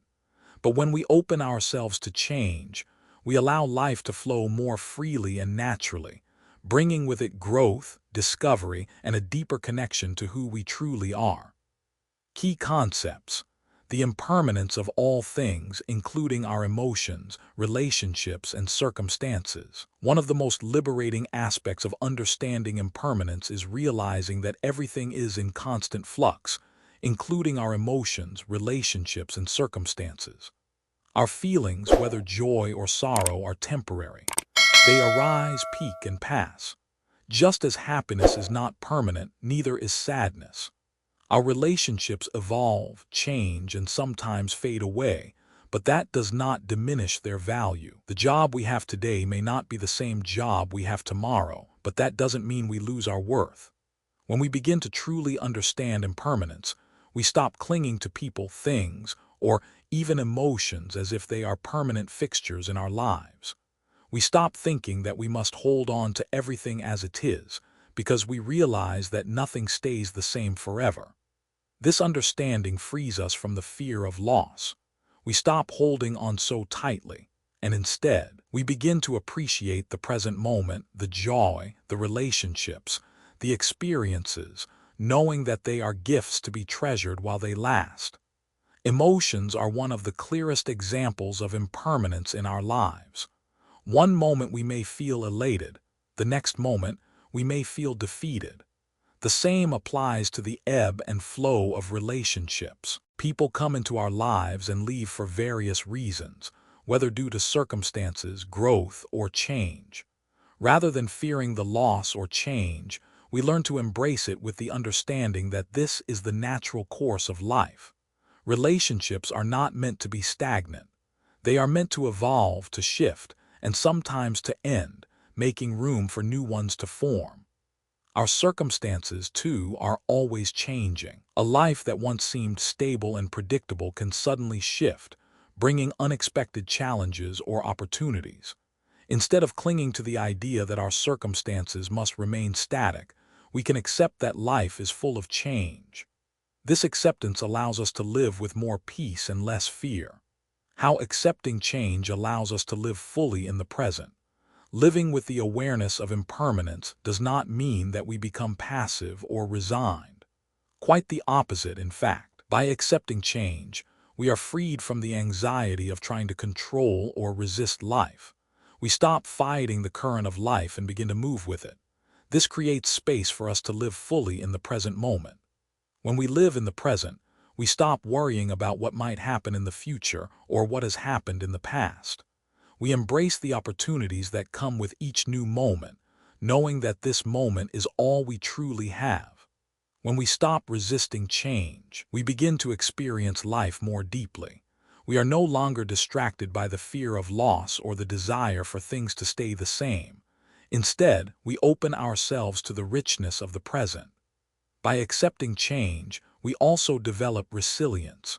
We become more adaptable, more capable of navigating the ups and downs of life. Instead of being thrown off course when things change, we learn to roll with the punches. We become more comfortable with uncertainty, more willing to embrace new experiences, and more capable of finding joy in the fluidity of life. Real-life application. Activities like mindfulness walks, focusing on the natural changes around you, to practice acceptance of change. One of the most effective ways to practice acceptance of change is through mindfulness. Mindfulness allows us to cultivate awareness of the present moment and to observe the impermanence of life in real time. One simple and grounding practice is going for mindfulness walks. As you walk, pay attention to the natural changes around you. Observe the shifting colors of the leaves, the changing weather, the growth and decay of plants, and the movement of animals. These natural cycles serve as a reminder that change is not something to fear. It is a constant, beautiful process of growth, transformation, and renewal. With each step, let go of the resistance to change and simply be present in the moment. Notice how you feel in your body as you walk, how your thoughts come and go, and how everything in your environment is in a constant state of transformation. By focusing on the changes around you, you begin to practice acceptance in a tangible way.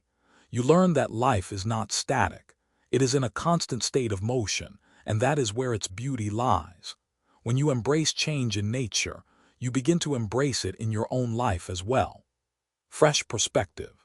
Share stories of personal transformation that resulted from embracing change, showing how letting go of old identities can lead to new, more fulfilling experiences. Letting go of old identities, whether they are tied to our past achievements, relationships, or self-concept, is one of the most liberating forms of embracing impermanence. Often, we cling to who we think we are, our job titles, our past successes, or the way others perceive us. But when we let go of these identities and allow ourselves to evolve, we open the door to new possibilities. Take the example of someone who has spent most of their life identifying as a successful professional. For years, they have defined their worth by their job title, their income, and their status. But when circumstances change, perhaps they lose their job, or their career path takes an unexpected turn, they are forced to confront the question, who am I without this role? The fear of losing an identity can be overwhelming, but when they allow themselves to let go of this old identity, they create space for something new. Perhaps they discover new passions, new skills, or new relationships that were hidden beneath the surface of their rigid identity. Similarly, relationships may change over time. People grow, evolve, and sometimes drift apart. Letting go of the attachment to an old relationship or a fixed role within it can be incredibly difficult, but it can also lead to personal transformation. By allowing these relationships to evolve or even end, we make room for new connections that align with who we are now, rather than who we once were. In these stories of personal transformation, we see how embracing change, rather than resisting it, leads to new, more fulfilling experiences. It is in letting go of old identities and attachments that we make room for new growth, new opportunities, and a deeper sense of self. Living with impermanence is not about giving up or resigning ourselves to the inevitable. It is about embracing the beauty of change and finding peace in its constant flow. When we accept that everything is in flux, our emotions, our relationships, our circumstances, we free ourselves from the fear of the unknown. We learn to live fully in the present moment, without clinging to what was or what might be. This acceptance allows us to grow, to evolve, and to experience life in its fullest form. By practicing mindfulness and embracing the natural changes around us, we learn to see change not as something to fear, but as something to celebrate. When we let go of old identities, we open ourselves to new, more fulfilling experiences. Through impermanence, we find freedom.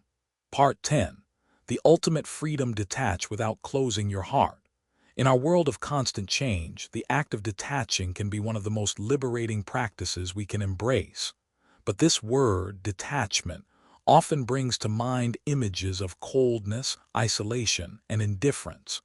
We imagine that to detach means to shut off our hearts, to stop caring, and to withdraw from the people and things that matter to us. However, in the Buddhist tradition, detachment is not about distancing ourselves or hardening our hearts. It is about loving more freely, without fear or possessiveness, and experiencing life fully without being controlled by it. The true meaning of detachment is not withdrawal, but the ability to engage deeply with life while accepting its impermanence. At its core, detachment is the ability to love, live, and experience the world without clinging to outcomes, to people, or to possessions. It is the freedom to hold things and people loosely, appreciating them for what they are in the present moment, but without being tied to them. This freedom allows us to love without fear of loss, to experience joy without anxiety about its disappearance, and to let go of the burden of attachment that so often keeps us trapped in cycles of fear, disappointment, and resentment. True detachment is not about becoming indifferent to the world around us. It is about learning to flow with life's changes, to accept its natural rhythm, and to engage with it without the weight of expectation or the desire to control. It is about knowing that, while we cannot hold on to anything forever, we can still appreciate its beauty, its lessons, and its gifts while they are present. When we practice detachment, we become free from the fear of loss, from the stress of trying to control everything, and from the suffocating grip of possessiveness. In doing so, we open ourselves to a deeper and more peaceful way of living.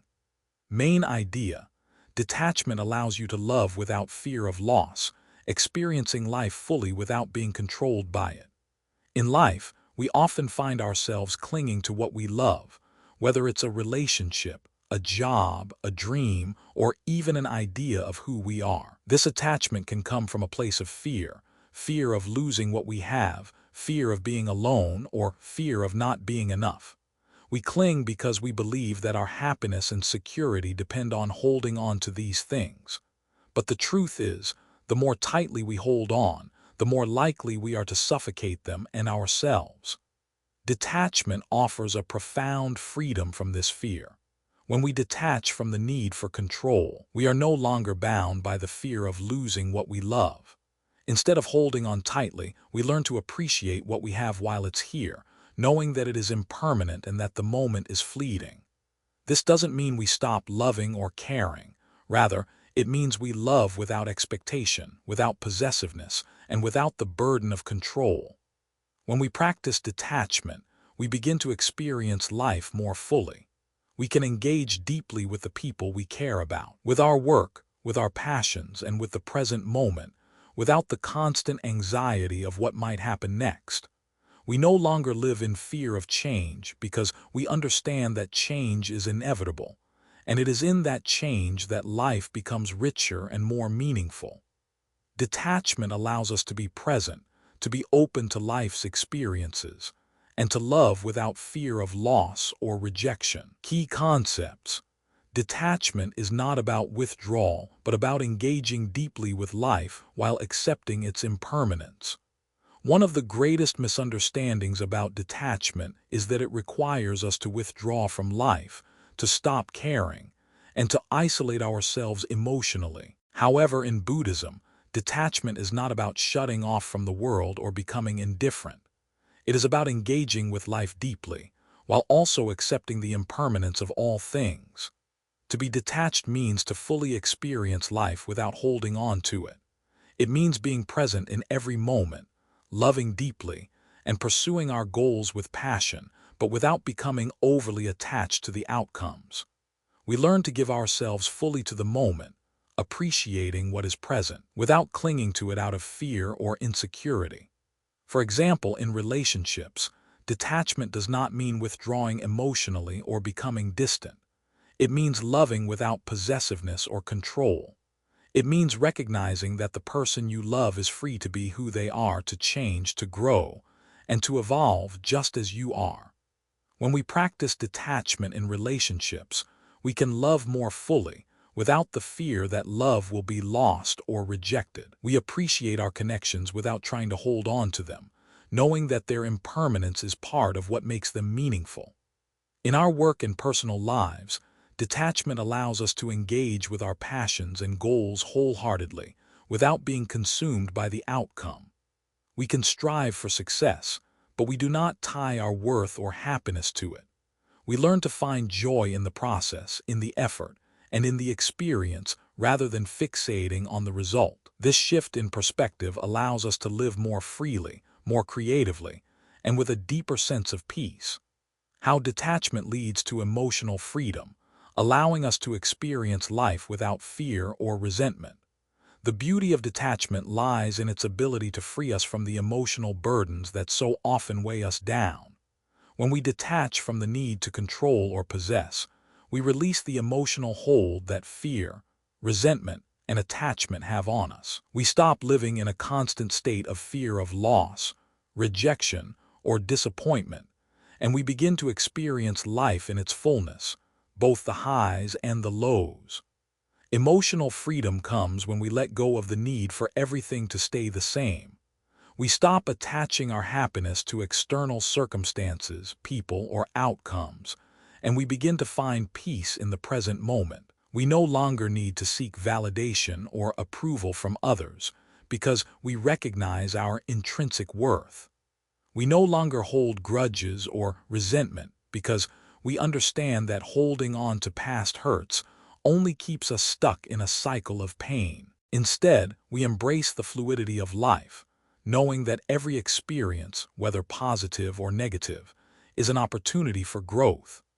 Detachment allows us to forgive more easily because we no longer tie our emotional well-being to others' actions. When we release attachment to the past, we can let go of the anger and resentment that often keep us chained to old wounds.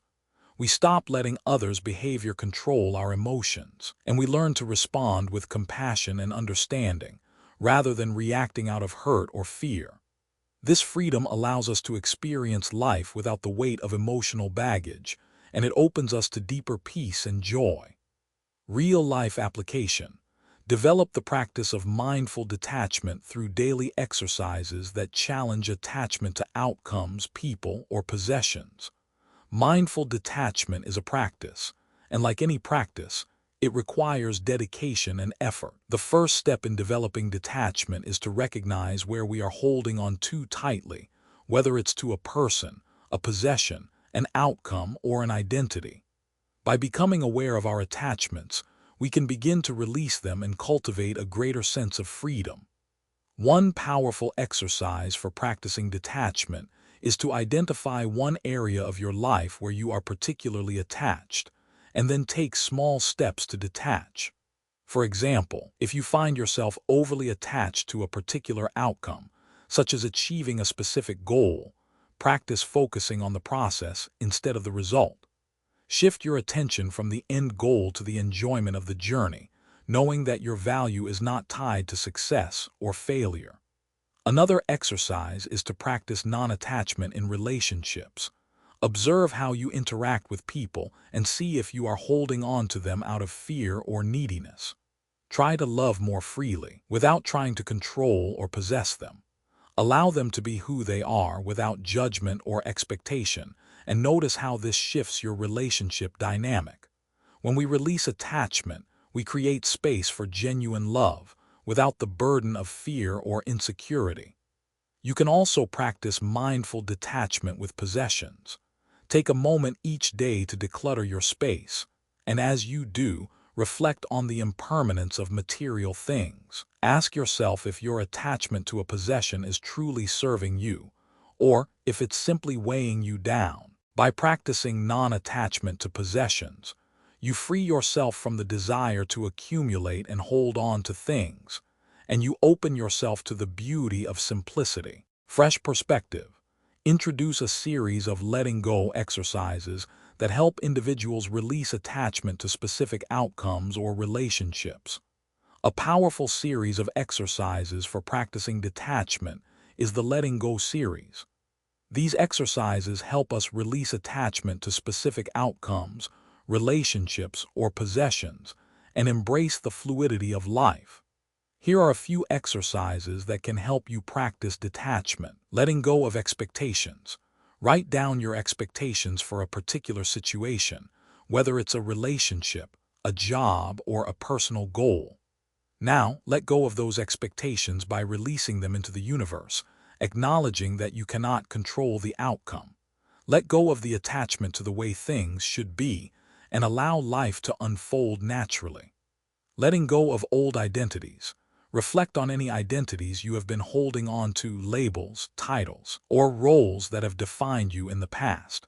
Practice letting go of these old identities by visualizing yourself shedding them, like clothes that no longer fit. Embrace the freedom that comes with stepping into a new version of yourself. Letting go of attachments in relationships. Think about a relationship where you may be holding on too tightly. Practice letting go of the need for control by accepting that the person is free to be who they are. Release any expectations or possessiveness and focus on loving them without attachment. Detachment is not about withdrawing from life. It is about engaging with it fully while accepting its impermanence. It is the freedom to love without fear of loss, to experience life without being controlled by it, and to release the attachment that binds us to the past. When we practice detachment, we find emotional freedom, clarity, and peace. We learn to live in the present moment, fully appreciating the beauty of each experience, knowing that nothing is permanent. By practicing mindful detachment, we open ourselves to new possibilities, deeper love, and a life that is free from the chains of fear, attachment, and desire. Subscribe to Buddhism in every moment to continue your journey toward true freedom, emotional peace, and mindful living. Your support helps us share transformative teachings that guide you toward a life of love, letting go, and inner peace.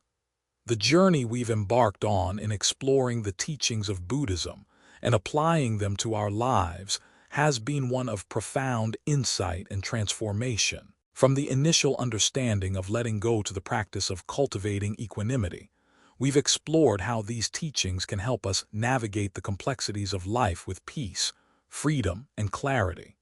We've uncovered the importance of recognizing our inherent worth, learning how to detach without closing our hearts, and embracing change without fear.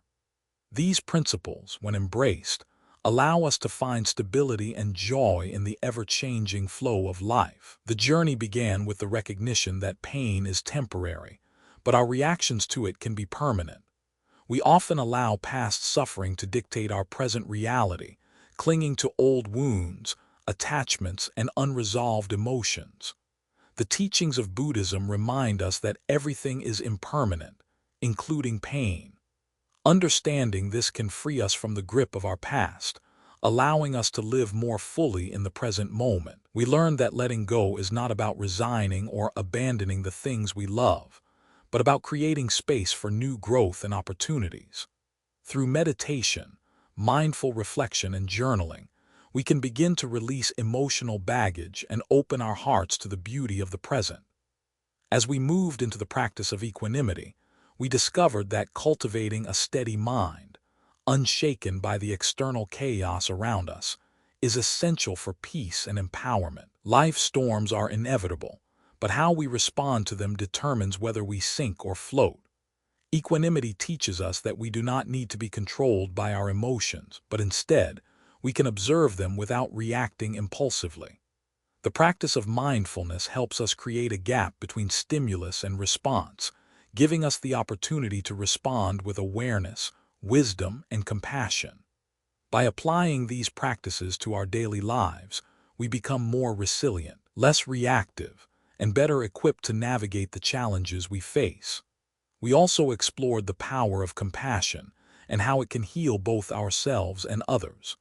Compassion is not about excusing bad behavior or tolerating harm, but about understanding the root causes of suffering in others and releasing the emotional burden of resentment and anger. When we practice compassion, we free ourselves from the grip of negativity, and we open ourselves to healing. This practice is not limited to others. Self-compassion is just as important. By treating ourselves with kindness, forgiveness, and understanding, we create a foundation for emotional well-being that is independent of external validation. The concept of detachment was another key focus. Detachment, as taught in Buddhism, is not about withdrawal or indifference. It's about engaging with life fully while accepting its impermanence. When we detach from the need for control, we free ourselves from the fear of loss and the anxiety of holding on to things that are destined to change. Detachment allows us to love more freely, to experience life with openness, and to let go of attachments that no longer serve us. It is through this practice that we can create space for new experiences, relationships, and opportunities. By releasing old identities, possessions, and outcomes, we allow ourselves to evolve and grow into the person we are meant to be. Throughout our exploration, the central message has been clear. Impermanence is the key to freedom. Embracing the constant flow of life instead of resisting it allows us to live with peace, joy, and fulfillment. We are not meant to hold on to people, possessions, or identities as if they are permanent. Instead, we are meant to flow with the natural rhythm of life, appreciating each moment without fear of its eventual end. When we accept change, we create the conditions for personal growth, emotional freedom, and deep inner peace. As we come to the end of this journey, it is clear that the teachings of Buddhism offer a profound blueprint for living a life that is free from suffering and full of peace.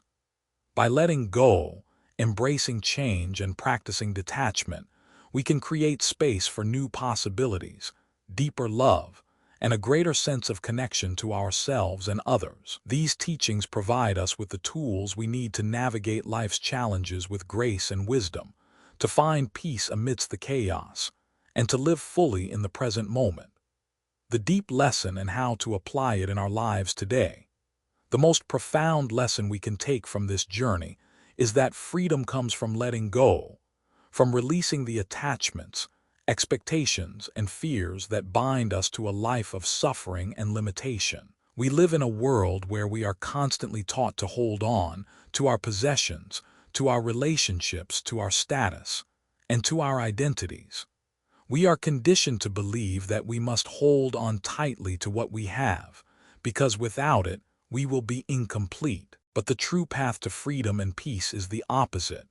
It is through releasing, through detaching, and through embracing the impermanence of life.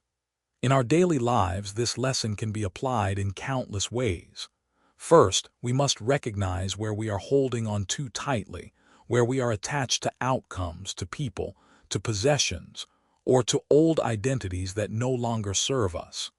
Once we identify these attachments, we can begin the process of releasing them. This is not a one-time act, but a continuous practice of letting go, of being present with what is, and of accepting the natural flow of life. Whether it's a toxic relationship, an outdated belief about ourselves, or the need for external validation, the practice of letting go helps us free ourselves from the burden of attachment. Another important lesson is the practice of detachment in relationships. We often fear that detachment means withdrawing or becoming cold, but detachment, as taught in Buddhism, is about loving freely, without the need for control or possessiveness. It is about recognizing the impermanence of all relationships and loving people for who they are, not for what we want them to be. This allows us to engage with others in a way that is full of acceptance, compassion, and openness, without the fear of losing them or the need to control them. Letting go also applies to our emotions. We are often taught to suppress or avoid difficult emotions, but the key to emotional freedom lies in accepting them fully and then letting them pass. When we experience anger, sadness, or frustration, we can observe these emotions without attachment, knowing that they too are impermanent. Instead of clinging to them or allowing them to control us, we let them go, allowing space for peace and clarity to return. In every area of our lives, the practice of letting go creates space for something new.